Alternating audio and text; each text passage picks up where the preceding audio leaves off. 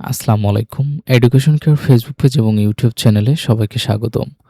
শিক্ষার্থীরা, দেখতে আমাদের অলরেডি ২ টা ক্লাস নেওয়া শেষ হয়ে গিয়েছে। ঋতু বর্ণন এবং বিভীষণের প্রতি মেঘনাদ। আজকে আমাদের সিলেবাসের ৩য় নম্বর যে কবিতাটি রয়েছে 'সোনার তরী' যেটা লিখেছেন রবীন্দ্রনাথ ঠাকুর। আজকের ভিডিওটিতে থাকছে 'সোনার তরী' কবিতা রবীন্দ্রনাথ ঠাকুরের লেখার লাইন বাই লাইন ব্যাখ্যা সহ কবিতাটির মূল ভাব। 'সোনার তরী' কবিতাটি আমাদের যে বইটি রয়েছে এই বইয়ের ৭ নম্বর আ কবিতা। তো শিক্ষার্থীরা দেরি না করে চলো শুরু করা যাক আজকের ক্লাসটি।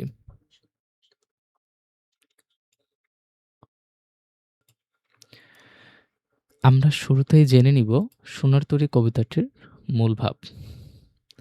'সোনার তরী' কবিতাটির মূল ভাব নদীর ধারে দাঁড়িয়ে থাকা কৃষক আসলে সাধারণ মানুষকে বোঝায়। যে সারা জীবন কঠোর পরিশ্রম করে জীবন গড়ে তোলে। তার সোনার ধান শুধু ফসল নয়, বরং তার শ্রম, স্বপ্ন, আশা ও অর্জনের প্রতীক।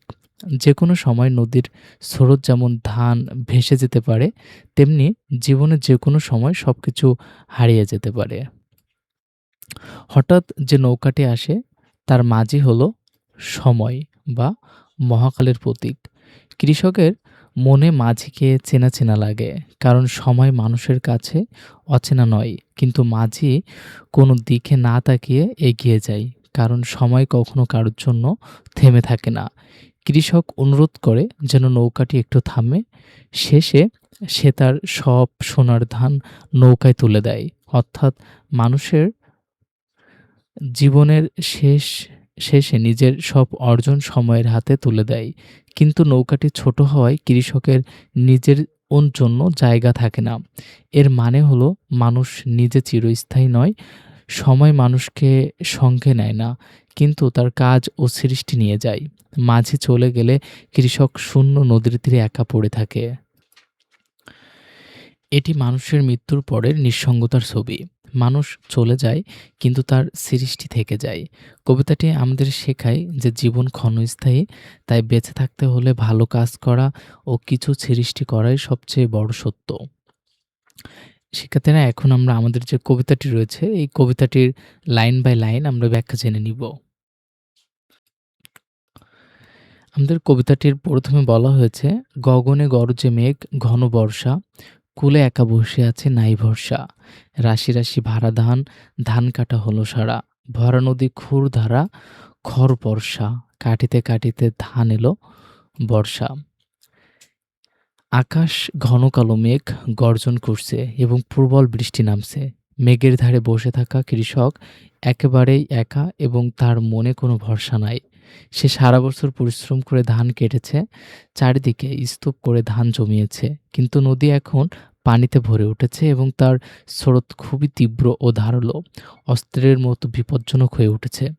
এই ক্ষুরধারার স্রোত যে কোনো সময় কৃষকের সব ধান ভাসিয়ে নিয়ে যেতে পারে। ধান কাটতে বর্ষা এসে পড়ায় কৃষকের কষ্ট ও দুশ্চিন্তা আরও বেড়ে গেছে। এখানে কবি দেখিয়েছেন মানুষের কঠোর পরিশ্রমের ফলে এক মুহূর্তেই প্রাকৃতিক বা সময়ের আঘাতে নষ্ট হয়ে যেতে পারে। একখানি ছোট ক্ষেত আমি একলা, চারিদিকে বাঁকা জল করিছে খেলা। পরপরে দেখি একা, তরু ছায়ামর্ষি মাখা, গ্রামখানি মেঘে ঢাকা, প্রভাত বেলা। এপারেতে ছোট ক্ষেত আমি একলা। কৃষকের কাছে একমাত্র একখানি ছোট ক্ষেত, আর সেখানে সম্পূর্ণ একা। চারিদিকে নদীর বাঁকা স্রোত ঘুরে চলছে, যেন জল খেলছে। ক্ষেত ক্ষেতটিকে ঘিরে রেখেছে। এই বাঁকা জল আসলে বিপদের ইঙ্গিত, যা যেকোনো সময় ক্ষেতটিকে ভাসিয়ে নিয়ে যেতে পারে। নদীর ওপারের দিকে কৃষকের চোখে পড়ে একটি গ্রাম, যা গাছের ছায়ায় আচ্ছাদিত এবং মেঘে ঢাকা অবস্থায় দূর থেকে ছবির মতো সুন্দর লাগছে। সকলের সকালের আলোয় সেই গ্রামটিকে শান্ত ও নিশ্চিহ্ন মনে হয়। কিন্তু এপারে কৃষক দাঁড়িয়ে আছে তার ছোট্ট ক্ষেতে, যেখানে নেই কোনো নিরাপত্তা বা সঙ্গী। ওপারের গ্রামের শান্তিত্বের সঙ্গে এপারের কৃষকের উদ্বেগ ও একাকিত্বের তীব্র বৈপরীত্য সৃষ্টি হয়েছে। এই অংশে কবি মানুষের জীবনের বাস্তব চিত্র দেখিয়েছেন। এদিকে একদিকে আকাঙ্ক্ষিত নিরাপত্তা, শান্তি, অন্যদিকে বর্তমানের অনিশ্চয়তা ও নিঃসঙ্গ সংগ্রাম। পরের প্যারাটিতে বলা হয়েছে, গান গেয়ে তরি বেয়ে কে আসে পারে, দেখে যেন মনে হয় চিনি ওহারে। ভরা পালে চলে যাই, কোনো দিকে নাহি চাই, ঢেউগুলি নিরুপায়, ভাঙে দুই ধারে, দেখে যেন মনে হয় চিনি ওহারে। কৃষক দেখে আ কৃষক দেখেন গান গাইতে, গাইতে একটি নৌকা নদীর পাড়ে এগিয়ে আসছে। মাঝিটিকে দেখেই তার মনে হয় যেন সে তাকে আগে থেকেই চেনে। যদিও ঠিক করে মনে পড়ে না কোথায় বা কিভাবে চেনা। নৌকার পাল ভরা, তাই সেটি খুব দ্রুত এগিয়ে যাচ্ছে। মাঝি কোনো দিকেই বিশেষভাবে তাকাচ্ছেন না। কারোর দিকেই মনোযোগ নেই তার। সেজন্য নিজের নিয়মে নিজের পথে এগিয়ে চলেছে। নদীর ঢেউগুলো অসহায়ভাবে নৌকার দুই পাশে আছড়ে পড়ছে, কিন্তু নৌকাটিতে থামাতে পারছে না। এতে বোঝা যায় নৌকার গতি ও শক্তি ঢেউয়ের চেয়েও বেশি। এই মাঝি আসলে সময় বা মহাকালের প্রতীক। যে কাউকে অপেক্ষা না করেই এগিয়ে চলে। মানুষের চেনা মনে হলেও তাকে থামানো যায় না।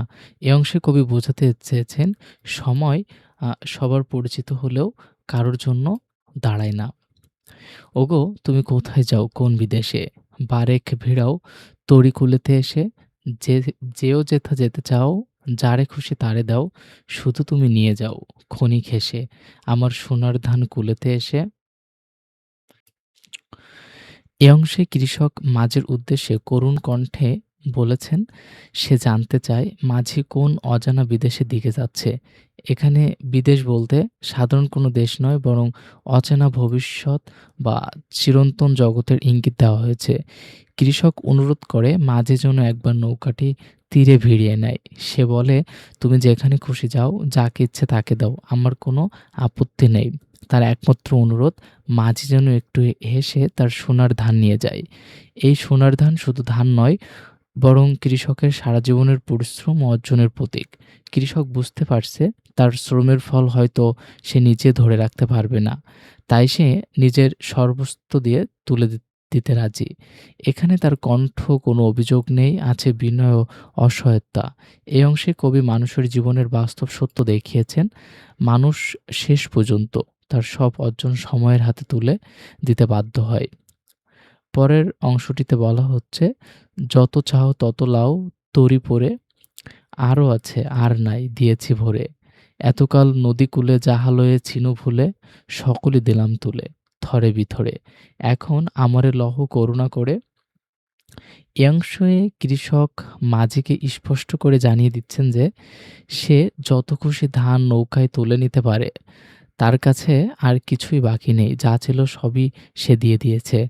এতদিন নদীর ধারে বসে সে যে ধান আর সম্পদ আঁকড়ে ধরেছিল, সেগুলোর জন্যই সে সব দুঃখ কষ্ট ভুলেছিল।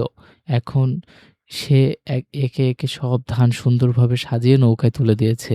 এখানে থরে বিথরে কথাটি তার যত্ন ও আন্তরিকতার প্রকোপ। ধান দেওয়ার সঙ্গে, সঙ্গে তার জীবনের সব অর্জনও যেন সে তুলে দিল। সবকিছু দেওয়ার পর কৃষক বুঝতে পারছে তার নিজের আর কিছুই অবশিষ্ট নেই। তাই এবার সে করুণ কণ্ঠে মাঝির কাছে অনুরোধ করছে, তাকে যেন নিজেকেও নৌকায় তুলে নেওয়া হয়। এই অনুরোধ আসলে জীবনের শেষ প্রান্ত, মানুষের শেষ আকুতি। কবি এখানে দেখিয়েছেন, মানুষ যখন তার সব সৃষ্টি ও সম্পদ দিয়ে দেয়, তখন সে নিজেই হয়ে পড়ে নিঃস্ব ও অসহায়। ঠাঁই নাই, ঠাঁই নাই ছোট সে দড়ি, আমারই ধানে গিয়েছে ভরি।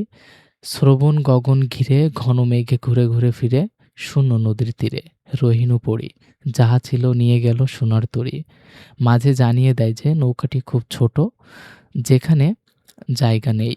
কৃষকের সব সোনার ধান নৌকাটি ভরে ফেলেছে, তাই কৃষক নিজে আর উঠতে পারে না।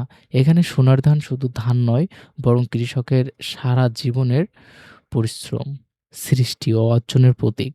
আকাশে শ্রাবণের ঘন মেঘ ঘুরে বেড়াচ্ছে, যা দুঃখ, অনিশ্চয়তা ও শেষ সময়ের ইঙ্গিত দেয়। মাঝি নৌকা নিয়ে চলে যায়, আর কৃষক নদীর ধারে একা পড়ে থাকে। সে দেখে তার যা কিছু ছিল সবই সোনার তরী নিয়ে চলে গেছে। এখন তার হাতে আর কিচ্ছু নেই, এমনকি নিজের জন্য আর কোনো স্থান নেই। এই নিঃসঙ্গতাও মানুষের মৃত্যুর মুহূর্তের ছবির মতো। কবি বোঝাতে চেয়েছেন মানুষের সৃষ্টি বা কর্ম টিকে থাকে কিন্তু মানুষ নিজে একসময় হারিয়ে যায়।